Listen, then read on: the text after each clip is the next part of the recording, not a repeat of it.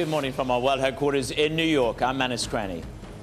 And from our studios in London, I'm Danny Berger. Welcome to Bloomberg Brief. Let's set your agenda. The Biden-Xi meeting delivers small wins and promises of better ties.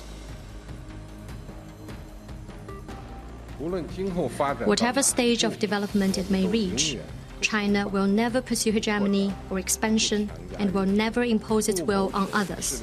China does not seek spheres of influence and will not fight a Cold War or a hot war with anyone.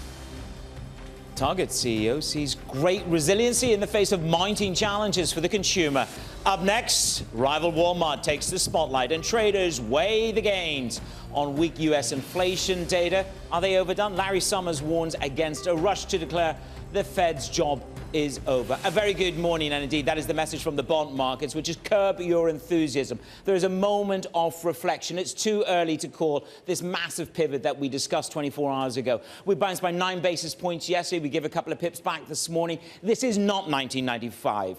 24 hours ago, the macro compass were with Danny and I, and they said, be wary of this soft landing narrative for 1995. Larry Summers warns that it's premature in some of the declarations of victory. And even Dan Everson yesterday talking about too much enthusiasm for 2024 rate cuts. And everything is just short-term noise. No, that's not me at the board. Bitcoin gives a little bit back this morning.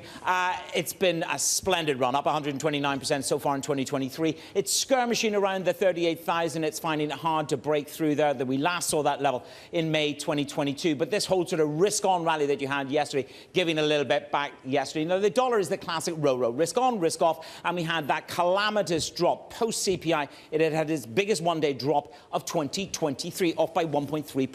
But of course, the notes are coming in. T. Rowe, Fidelity, all see the dollar rebounding as the market reflects on rates, relative growth, and guess what? Guess where the dollar is? A haven. Danny, good morning. Good morning, Manus. Who would have thought? I got to say, yesterday seemed pretty boring compared to Tuesday, but it wasn't a boring day, right? You had that reversal in bonds, but stocks were able to just barely hold up. Well, they're unable to do so this morning. S&P futures ever so slightly down about 1/10. NASDAQ falls about 0.25% off the back of 2 disappointing earnings from tech companies. We're going to get into this in a little bit with our reporter, but both Cisco and Palo Alto earnings biting and dragging down NASDAQ futures with them.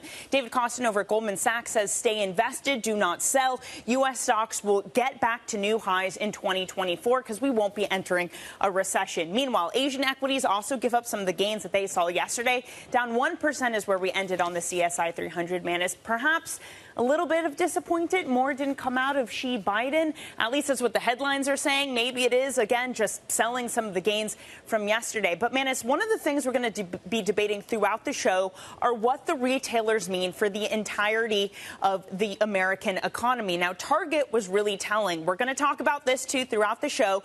Really strong earnings, at least in terms of a rebound and destocking. But there were hints that the consumer is looking weaker. The CEO, Manus, said on the earnings call, consumers are still spending, but pressures like higher rates, resumption of student loan repayments, credit card debt, reduced savings have left them with less discretionary income, forcing them to make trade-offs in their family budgets. That's not exactly a booming consumer, Manus. No, it's not. And I would say to you that that sales drop, everybody's making hay out of the destocking story within Target. But if you look at the sales drop, it's the second worst since 2009. And what happens after those student loans begin to kick in? Do you see higher defaults, perhaps on some of the lower rated credit cards? We're going to discuss hard and heavy on this retail. Target, of course, sets the table for Walmart. Haven't found the Walmart store yet. You can send me a pin for that on the IB.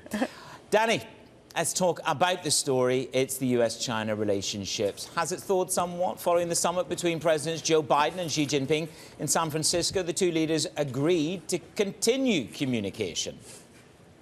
In the months ahead, we're going to continue to preserve and pursue high-level diplomacy at the PRC in both directions to keep the lines of communication open, including between President Xi and me. He and I agreed that each one of us could pick up the phone, call directly, and would be heard immediately. So we've assembled the team. It's 5 a.m., 5:04 a.m. in New York. And Karen joins us from Washington, up early. Alan Ward staying late for us in Shanghai. Let's take it to you first of all. And you are in Washington, you know, if we look at this, it was all going so well until Joe Biden basically called Xi Jinping a dictator. But we'll come back to that. Small wins and promises of better ties. Where was the biggest win for Biden? Well, the three areas that the White House are highlighting is, of course, the agreement on fentanyl, the idea being there that China is going to curb the flow of fentanyl into the US. Secondly, you had, of course, the idea that the military will start talking to each other again. That's all about avoiding any kind of unnecessary accidents. We've seen some of those close encounters in the South China Sea over the past few weeks.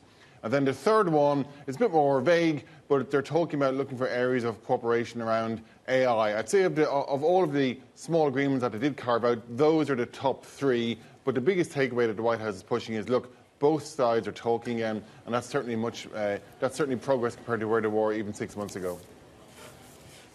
Alan, one of the better moments of this is when President Biden showed Xi Jinping an old picture of him at the Golden Gate Bridge, saying, "Do you recognize this guy?" Xi saying something about how it was 38 hours ago. It felt like a very warm meeting. What do you make of again, the relationship that we saw between Xi and Biden in San Francisco? Well, you know, relationship is, is a lot, is improving quite a bit. And we're just talking about what Biden got out of it. In terms of Xi, I mean, broadly, he got two things as well. One was he wanted to be seen as a global statesman. And the second thing was, I mean, he was seeking maybe some U.S. deals to boost the Chinese economy. And you have to understand, in the West, Xi is perceived quite negatively. And he's often seen as a dictator, that's what Biden said, and as a strongman. But here was an opportunity for him to sort of change that dynamic a little bit. He talked about, instead of using communist speak, he talked about, not wanting war, cold or hot, wanting to be friends. And like you said, talking about the history of U.S.-China relations, all the way from, the Flying Tigers during World War II to, Xi visit to Iowa 38 years ago, to their recent visit. And on the second point, the economy, it was very important for Xi to seek to ease foreign investor concerns about the Chinese economy. There's not a coincidence that a lot of the biggest investors in China were sitting at Xi's table, from Apple, Blackstone, BlackRock. Yeah. We didn't get a lot of details on how they're going to, sort of ease some of these foreign investor concerns. It's important that Xi spoke about, de-escalating conflict. I'm sure that. Well, Alan, just hold that thought because it was a bit like getting a ticket to Charlie and the Chocolate Factory, wasn't it? In terms of getting into the White House. And let's bring it to you, Alan. You brought it up. It wasn't. Well, maybe it was supposed to happen. Maybe it wasn't. But of course, it was President Biden's comment on who he was actually hosting for the 2 days. Let's take a listen. And Mr. President, after today, would you still refer to President Xi as a dictator? This is a term that you used earlier this year. Well, look, he is. I mean, he's a dictator in the sense that he is a guy who runs a country that is a communist country that's based on a form of government totally different than ours. So, Enda, how did that go down in Washington? Was that supposed to happen, or was that one of the classic off-the-cuffs that just seems to have, it could spoil the theatre that we've had? I think it shows, Manus, how fragile this whole detente is. I mean, President Biden began the press conference by making these remarks last night that he just had the most productive and constructive conversations he's had with Xi ever. And, of course, he has known Xi Jinping for a long time. That's how the press conference started. And, of course, like you say, it ended with President Biden making those remarks about Xi Jinping being a dictator. And just like, if you remember back a year ago when they met in Bali, that was a great reset. China relations are back on course, and of course, a few months later, we had the balloon. And I think that's why the confidence coming out of these talks are still fairly low. Yes, it's very important that both governments are talking to each other again. Both are emphasizing the importance of avoiding accidents and escalation, but it just shows you how fragile everything is. I want to go back to the golden ticket to the chocolate factory. I got to say, the meal sounds pretty good. They had seasonal vegetables, a champagne vinaigrette, black Angus flat iron steak, and a vanilla custard tart. I know that's what Manus is going to cook me for dinner when I come visit him in New York. But Alan, you said there were scant details. Did anyone get anything out of this? Have we heard anything about the outcome of the dinner? Well, no. I mean, that's the thing about it. The devil's in the details. I mean, obviously, Xi would want the U.S. to roll back the trade tariffs, to get rid of the tech curbs, the sanctions on entities, and we didn't get any of that. Although I did see on the wire that there's talk of tech cooperation, whatever that means. It's quite vague. But, I mean, we're going to probably know more in the days and weeks ahead whether or not China got much more out of it, besides the fact that, they lowered tensions, which is good if you want to try to get foreign investors to return to this country. Let's just circle off. I know everybody's fascinated to know what happened with the pandas. They're coming back, and you'll be glad to know Irishman left China, gone to Washington. The pandas are cut. There you go. This is Panda Cam history. Oh, there you go. The pandas. So cute. But on a we go for cute moments at 5:10 a.m. on Bloomberg Brief. But on a slightly more serious note, and you talk about the frivolity of these relationships. They did not mention Taiwan. Xi did not mention Taiwan, but he doesn't want a hot war. This is going to be a relief, I think, to the world. Is this the kind of off-ramp that the world should be grateful for? Because the ministry go on to say China will realize unification. It is unstoppable. So the ministry has one view, and of course Xi's telling us another message. Should we have relief overall, not just for Panda Cam coming back, but for Taiwan? Well, it sounded like both sides were reaffirming their positions on Taiwan, which, to your point, Manus, was at least they weren't escalating. I mean, President Biden was noticeably reticent to comment much on Taiwan in his press conference last night. He just kind of restated Chinese policy on it, and he said he doesn't want China interfering in the election there. Of course, there's a lot of, as we know, going on in Taiwanese politics at the moment, and the election's coming up in January. So it felt like both sides were treading water on Taiwan, maybe to see how that vote goes. But to your point, I do agree. It certainly didn't feel like either side was looking to ramp up the mood music when it comes to Taiwan tensions. I just want the return of panda diplomacy. Manus, can you send me that link of those panda videos? I just want the I cake think that you mentioned that they had at at the end of dinner. That's all I want. Thanks. Okay, you give me the panda videos. I'll find some vanilla custard tarts for us. Hey. And Alan, we'll send them to you too. Thanks for getting up early and staying late for us. Enda Kern in Washington and Alan Wan in Shanghai. All right, let's get you some of the other top stories that are trending on the terminal this morning. The U.S. Senate overwhelmingly approved a temporary funding measure to avert a government shutdown. The measure delays a partisan clash over spending until the new year and leaves out emergency aid to allies Ukraine and Israel.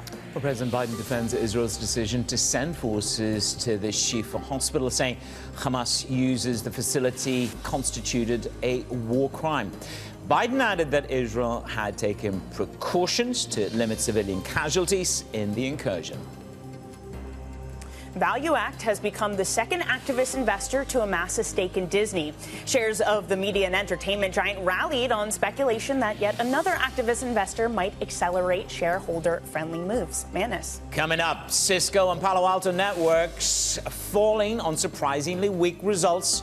We track the tech next. And later in the hour, we're going to talk retail results with Cristina Morales, senior equity analyst at Punto Research. This is Bloomberg.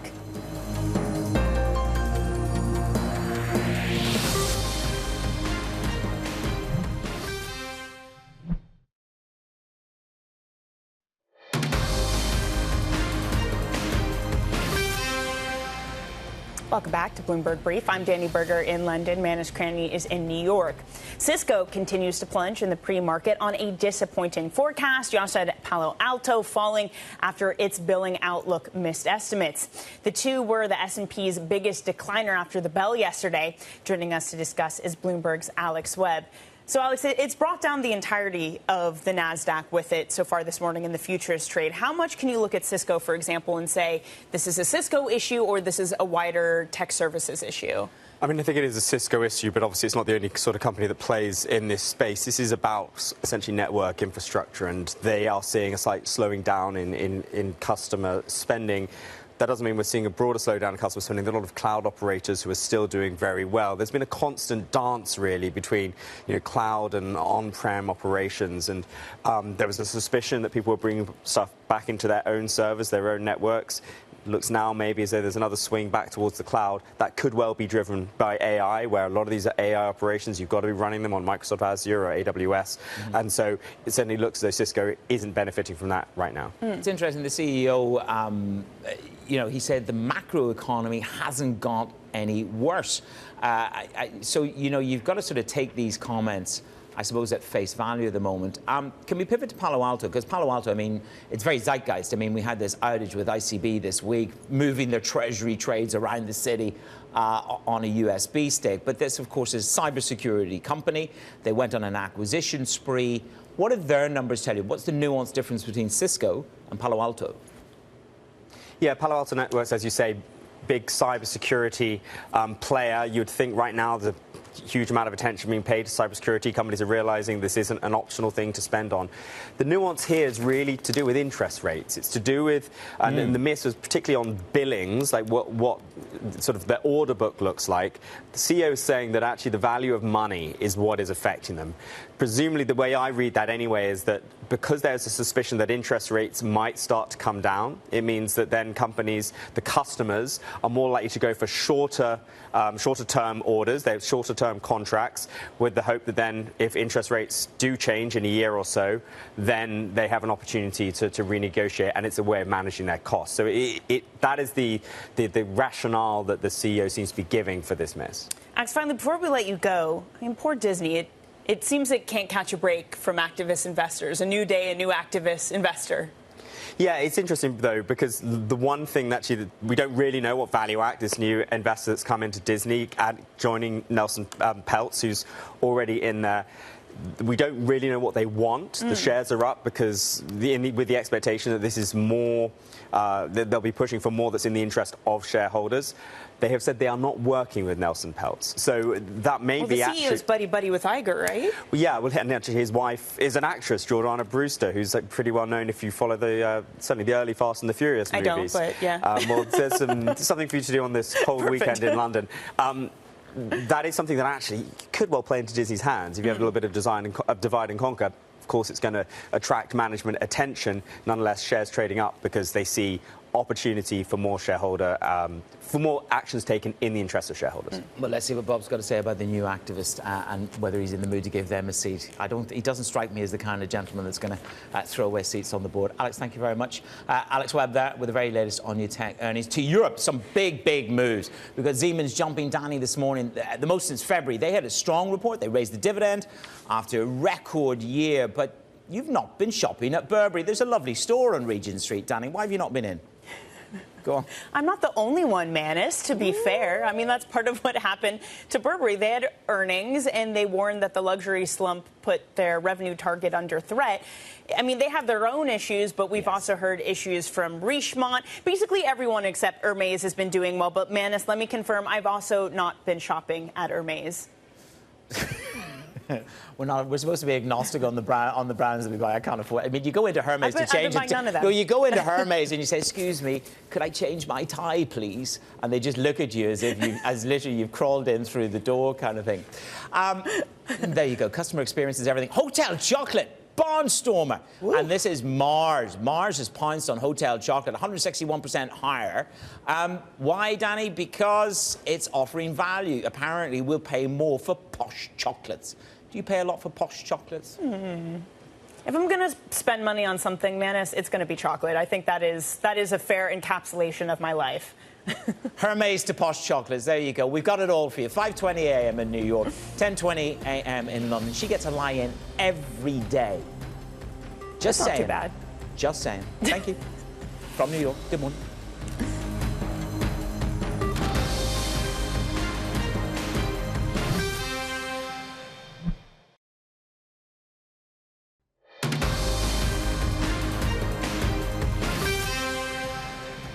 It's Bloomberg Brief. I'm Danny Berger in London. Manus Cranny is in New York. Manus, I just want to set the record straight. Surveillance does not have a monopoly on F1. I myself am a big F1 fan. And I was watching the opening ceremony for Las Vegas last night. I sent you the video. It's insane. It looks like Hunger Games. This is the splashiest, craziest, silliest F1 I've ever seen. And Manus, how about this? Tickets have been slashed in half of price for tonight's race and Friday's race. For Saturday's race, $807. It's now what it costs, down from $1,650. Manus, they billed this as some pricey tickets. Not enough people want to go. And not only that, but Wynn Resorts had hoarded all of these rooms thinking they were going to massively send them out. By the way, you know, we're coming up to the Abu Dhabi Formula One. You can't get a ticket for biscuits at that. So it's interesting that have Liberty Media just expanded too far, too fast? There you go. There's the Las Vegas track. Let's see how many people actually show up, because, of course, they have had other expansion in the United States of America, but was it a little bit too much too soon? Liberty Media, let's have a look at the stock. It's down on the year, down 13.25%. This is the problem, Manus. It's going to be 5 degrees Celsius. I don't know what that is in Fahrenheit, I'm going to be honest. But 5 degrees Celsius, that's cold. I'm not sitting outside watching that, would you? No, definitely not. I like to do it from the interior of a hotel. Let me just take you back to 2015. Jonathan and the team at Surveillance get to interview the Formula One people. I just get to go to dinner with them. So here's back in 2015. There you go. That's when I was young, a little bit young Manus. A little bit trimmer, and it was at a very special event in Monza. So for all you Formula One fans, it was pretty cool to be down on the, just in case Jonathan's listening out the back there, in Monza, in Italy, looking at all the Ferrari stands, the red. Okay, we can take me off the screen now. That's enough. We've had enough of me. That's quite plenty. But it is a spectacular. But you love it. Can I sell you any merchandise? I do. I do love it, but I am just an absolute loser and watch from my couch. I don't get to go have dinner with them in Monza. Manus, take me with you next time, please.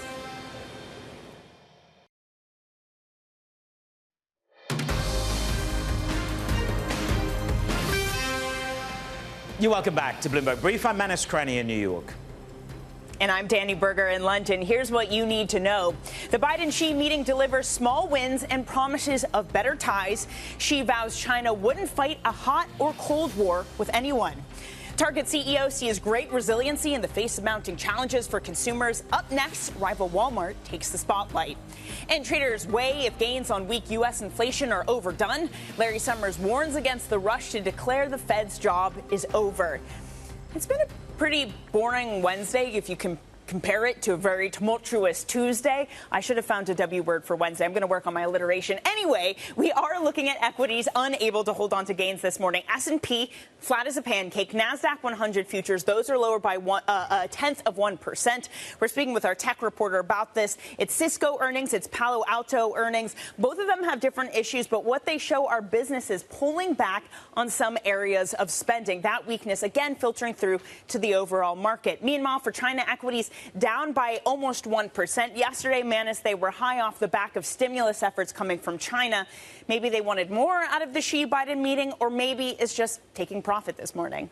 I've had a little moment to think about your alliteration, which is what? Tumultuous Tuesday. Yeah, I got it. Tumultuous Tuesday, wobbly Wednesday. Yeah. And Wobbly Wednesday was more... So good. Yeah, you see? So good. Syncopation, symbiotic.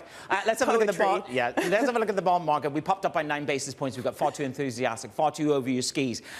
It was a moment of reflection in the bond market. Yields come back to 4.5%.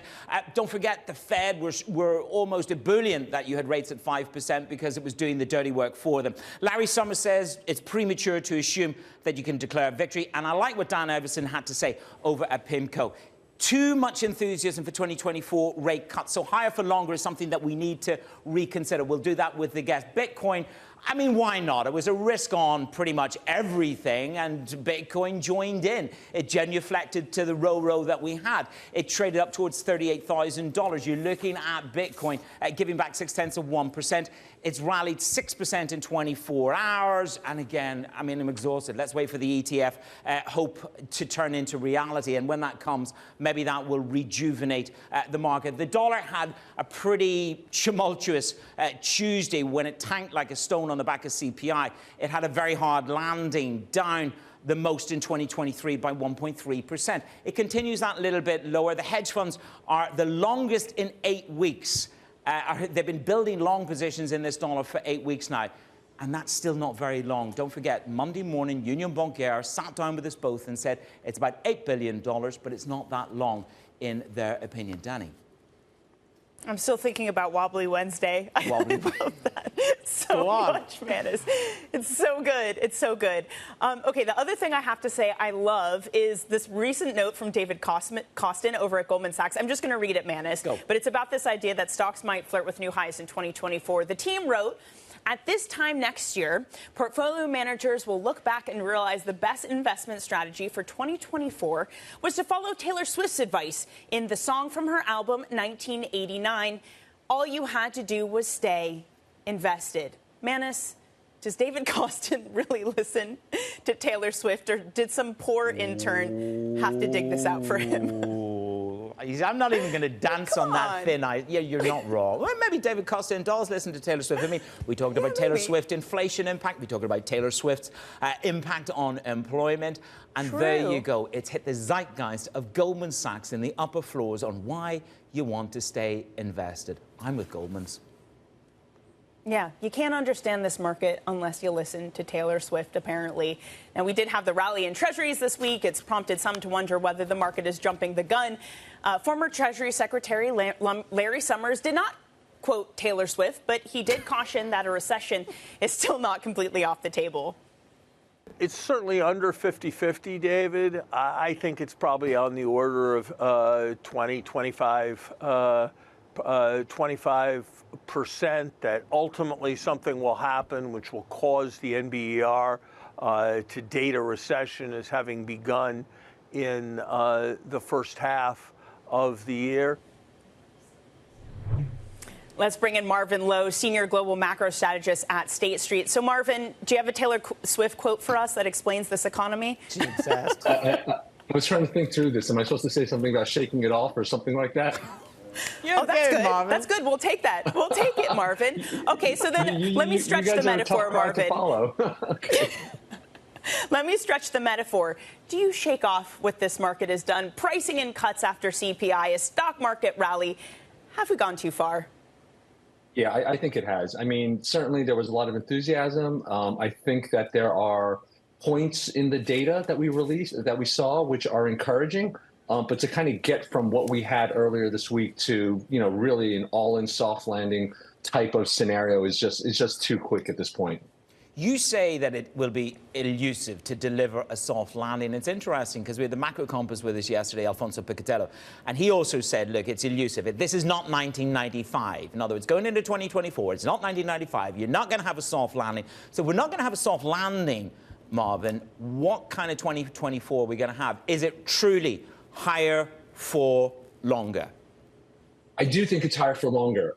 And I think that the soft landing camp has something to grab hold of. Certainly there's strength in the economy. Retail sales was not terrible. It showed that the consumer is still engaged, even though prices are coming down. So, we're seeing all of the pieces that let people get to a concept of a soft landing. But that last mile on inflation is also challenged by kind of that same soft landing type of discussion. So the Fed remains higher for longer, and the credit tightness gets even tighter. And ultimately, that does create a harder landing in my mind once it becomes clearer.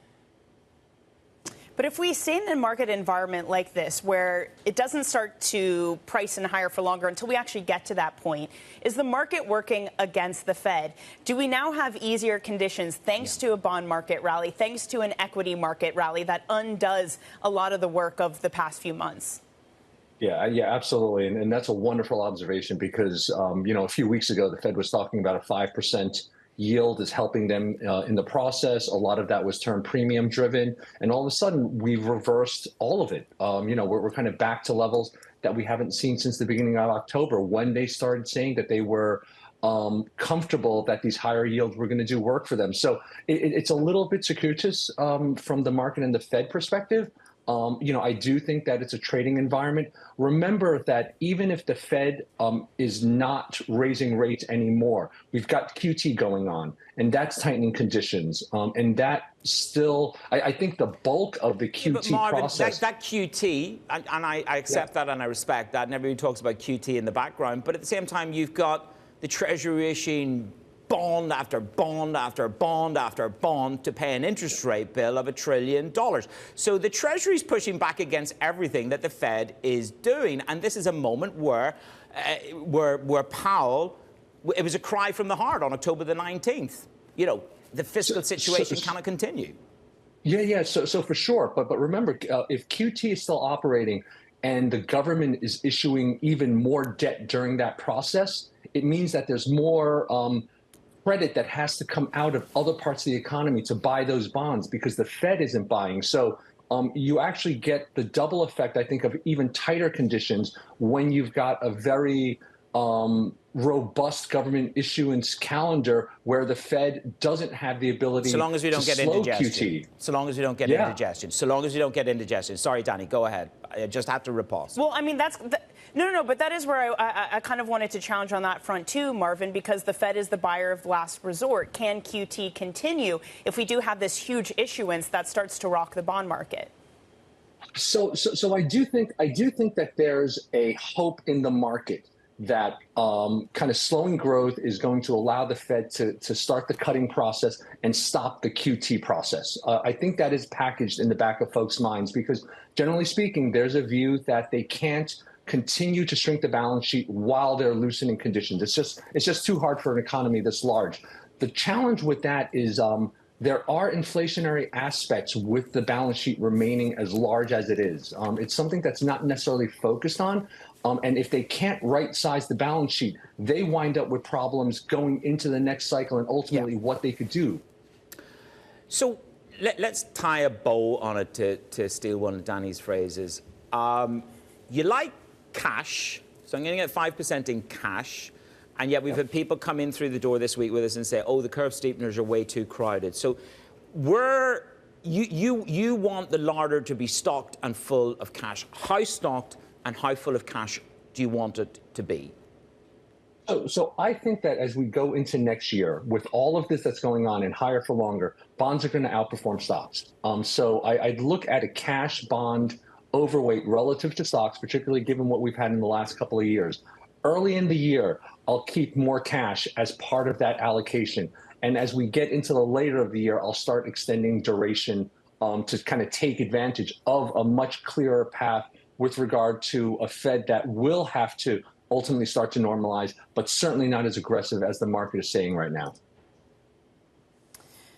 Marvin, what do you make of some of the retailers we've heard from so far? Their earnings were at least well received in the case of Target. Home Depot, maybe not, but Home Depot talked about consumers not buying big ticket items, buying more smaller projects. Target talking about issues of higher interest rates, student loan repayments, making families make one-off trades, making them push back some of their big purchases. Do you take that and say, okay, maybe there is more weakness coming in the consumer than, for example, the retail data yesterday showed?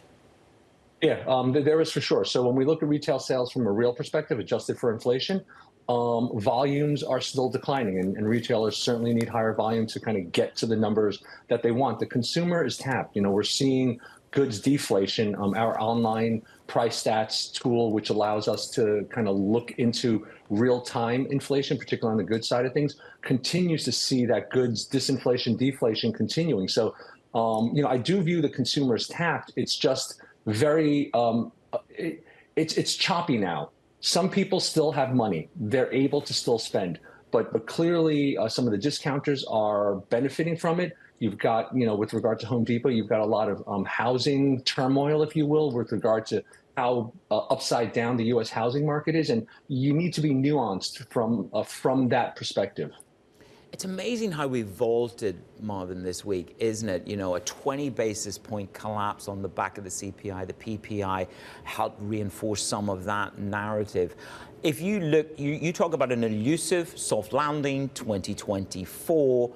That then begs the question of where are you on rate cuts? The Fed is at 2 rate cuts for next year. UBS is at 275 basis points in 8 months. I call that a mother of a spread. Where are you on that 50 bid, 275 offered? Make me a price. I'm on the Feds, and I'm actually taking the short side of the Fed. I think that we're going to have less cuts than what the Fed is even expecting now. Remember that the Fed has one more hike kind of built in, if you will. So they're not going to be able to hike. They don't need to hike. They really want to avoid a recession, because remember, a recession, well, you know, number one, every central bank wants to avoid a recession, and that's kind of a good goal. But if we do get a recession, we get even more debt. And I think that that's a challenge that the Fed, in the back of their mind, wants to avoid. So higher for longer is an attempt to get the balance sheet right-sized avoid a recession so we don't get a lot more debt that they ultimately have to buy, and really deal with this last mile of inflation, which, you know, we had good data moving in the right direction. That last mile still remains elusive. So, Martin, just again to clarify, does that mean the likelihood is no cuts next year because they need to keep unwinding the balance sheet? Because presumably they can't do QT for all of 2024 and also be cutting.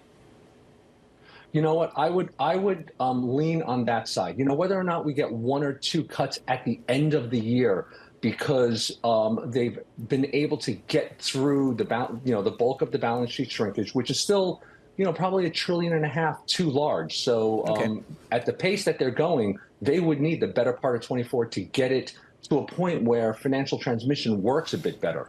Marvin, thank you very much for joining us this morning. That is Marvin Loh. We hope we kept you entertained there with Taylor Swift.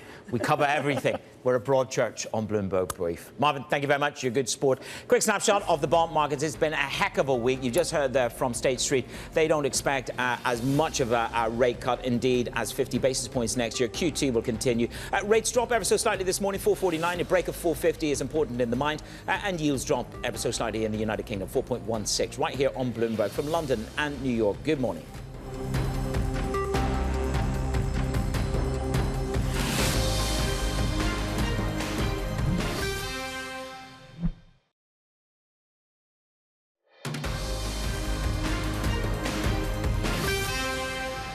It's Bloomberg Brief. I'm Menace Crenny in New York. Danny Berger alongside me in London.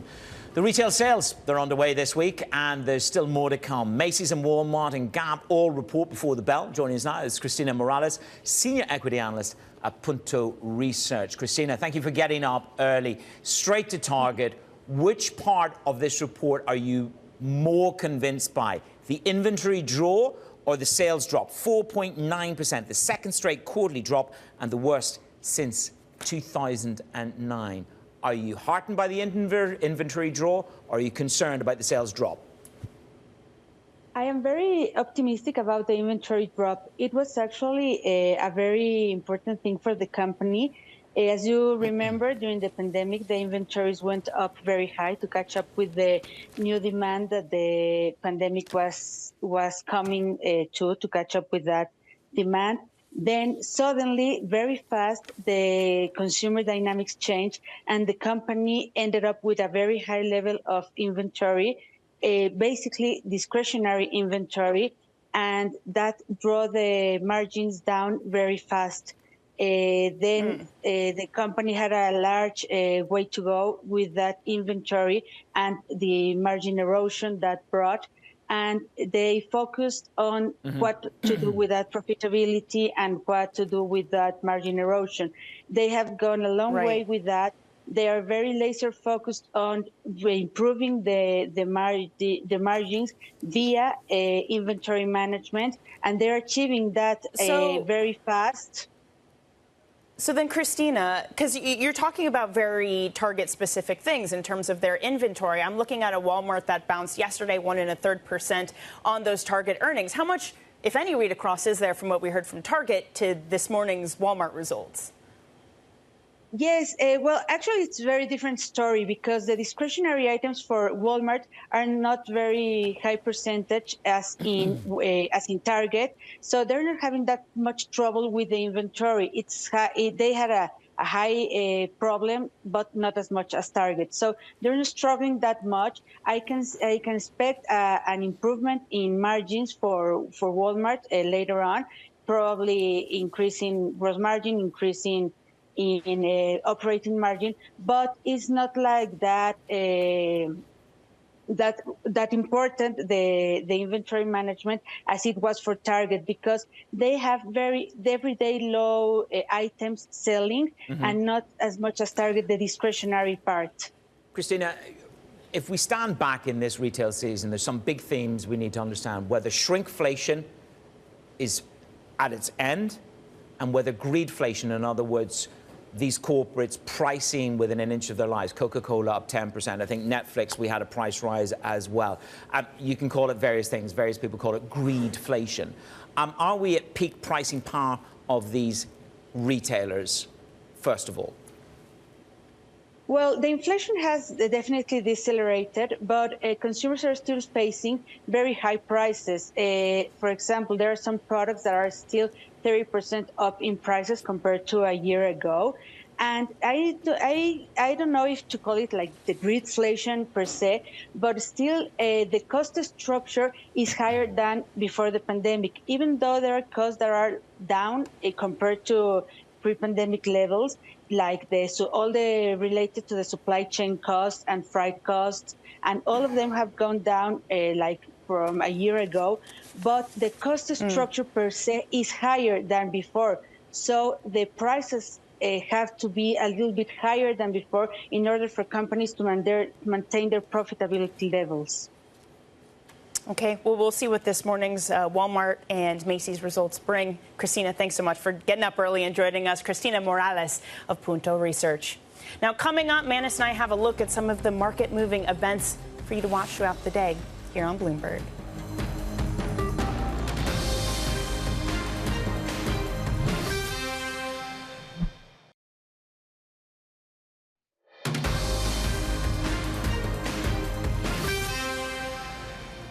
It's Bloomberg Brief with Danny Berger in London and Manis Cranny in New York. Let's get you set up for your trading day. Here's a look at what's ahead.